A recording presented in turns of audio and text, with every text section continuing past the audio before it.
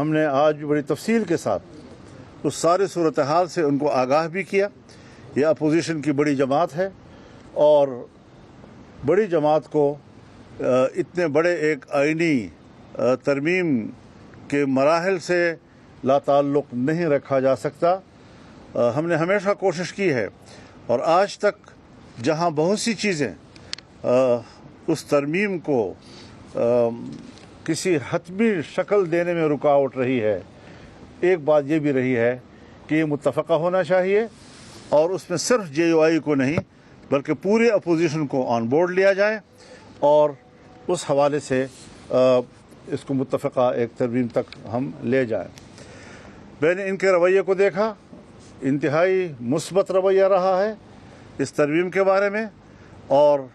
معقول چیزوں کو جو قابل قبول ہو سکتی ہیں، کوئی ان کا معاندانہ رویہ نہیں ہے، ان چیزوں کو قبول کیا جا سکتا ہے، آج بھی قبول کیا گیا ہے، اور کچھ چیزیں جو ابھی محتاج مشاورت ہیں اس پر مشاورت کے لیے طے ہوا ہے کہ یہ مشاورت کل بھی ہماری جاری رہے گی۔ میں یہی بات حکومت سے بھی کہنا چاہتا ہوں، پرائم منسٹر سے بھی کہنا چاہتا ہوں، پیپلز پارٹی سے بھی کہنا چاہتا ہوں کہ جو خصوصی کمیٹی بنائی گئی ہے اور جس میں تمام پارٹیوں کی نمائندگی ہے، اس میں مزید نمائندگی بڑھائی جائے۔ اس میں bar council, Pakistan bar council کے نمائندہ بھی ہونا چاہیے، اس میں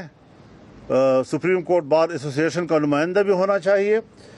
یا اس کے لیے ایک الگ سا میکانزم بن سکتا ہے، لیکن وہ چونکہ اسٹیک ہولڈرز ہیں ان کو نظر انداز نہیں کیا جا سکتا۔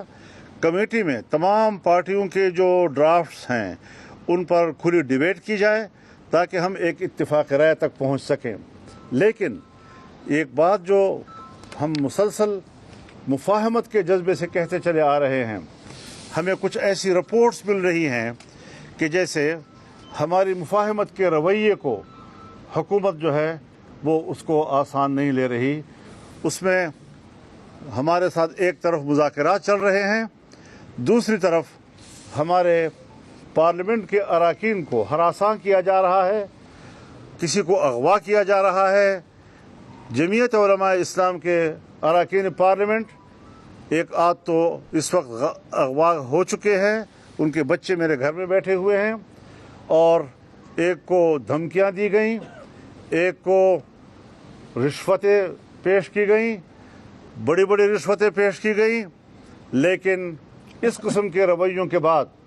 اگر حکومت کا یہ رویہ رہتا ہے، جس طرح آج شاہ محمود قریشی کی بہو کے ساتھ ہوا، ہمارے اختر مینگل صاحب ان کی خاتون رکن کے ساتھ، جو اس نے خود بیان بھی دیا ہے کہ کتنا پریشر ہے اس کے اوپر، ان کے جو رکن سینٹ ہیں ان کی طرف سے بھی شکایات آ رہی ہیں۔ اگر اس قسم کی صورتحال بنتی ہے اور حکومت یہ اوچھے ہتھ کنڈے استعمال کرنا چاہتی ہے تو پھر ہم ان کے ساتھ مجبور ہوں گے کہ مذاکرات کا پروسیس روک دیں، اور کوئی راستہ ہمارے پاس نہیں ہوگا۔ ہم یہ بدمعاشی ماننے کو تیار نہیں ہیں۔ ہم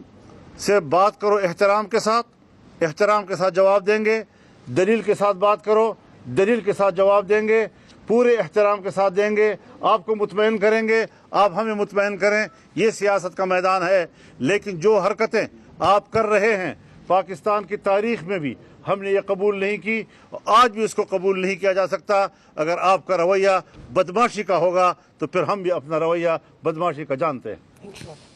تو اس طریقے سے آسان نہیں ہے کہ آپ اس قسم کے ہمارے ساتھ کھلواڑ کرتے رہیں، ہمارے خلوص کا مذاق اڑاتے رہیں، ہمارے نیک نیتی کا مذاق اڑاتے رہیں، ہماری سنجیدگی کا مذاق اڑاتے رہیں۔ یہ نہیں چلے گا۔ ہم واضح طور پر انہیں کہتے ہیں کہ ہم صبح تک ان تمام صورتحال کو تبدیل دیکھنا چاہتے ہیں، اور اگر تبدیل نہیں کیا گیا تو ہم کل اس سے سخت فیصلہ بھی دے سکتے ہیں۔